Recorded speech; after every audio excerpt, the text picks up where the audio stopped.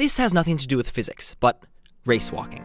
Here are the rules. Walk so that one foot is always on the ground, and keep your front leg straight. In short, do a funny walk really fast. There's also something funny about the rules, though. The judges who determine whether or not a competitor is indeed walking are only allowed to stand stationary at the side of the course and judge by eye whether the competitors appear to be walking. You'd think that for a sport whose definition is so technical, they'd appeal to all possible technology to enforce the rules. So is race walking stuck in the dark ages?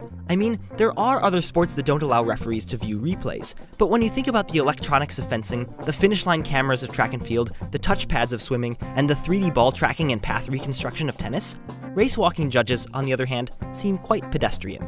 They're even forbidden to watch from ground level or use such modern technology as binoculars or a mirror. So what's up with all this perambulatory red tape?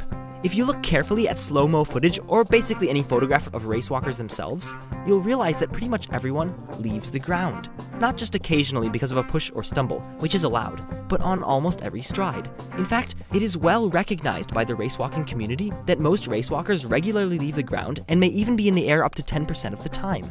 So everyone is breaking the rules.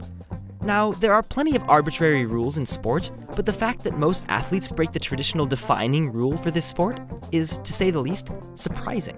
And this isn't like the suspicion that almost all professional cyclists are doping, because unlike our constant struggle to test and catch dopers, we are well within the technological means to catch ungrounded race walkers.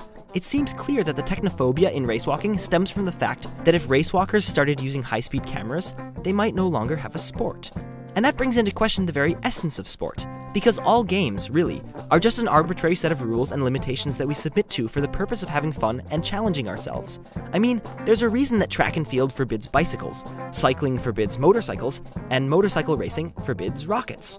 Maybe those rules are just as arbitrary as race walking's ban on technology, because the goal isn't to keep your feet on the ground, it's to see who's the fastest doing a funny walk. Just like triple jump is to see who can go the farthest doing a funny jump, hurdles are to see who can run the fastest with plastic barriers in the way, and tennis is to see who can hit a ball over a net the best, but only within certain carefully drawn lines and with a racket and not a paddle or hands or feet. Sport, ultimately, is not about the sport, but about the athletes and their struggles, triumphs, and defeats. It's about how far we're able to push the boundaries of human ability, within the boundaries set by the rules. So, is race walking a sport in denial, desperately holding onto its past and blatantly refusing to accept technological advances that in principle improve the judging of the sport, but in reality shake its very foundations? I don't know. But are race walkers athletes? Most certainly.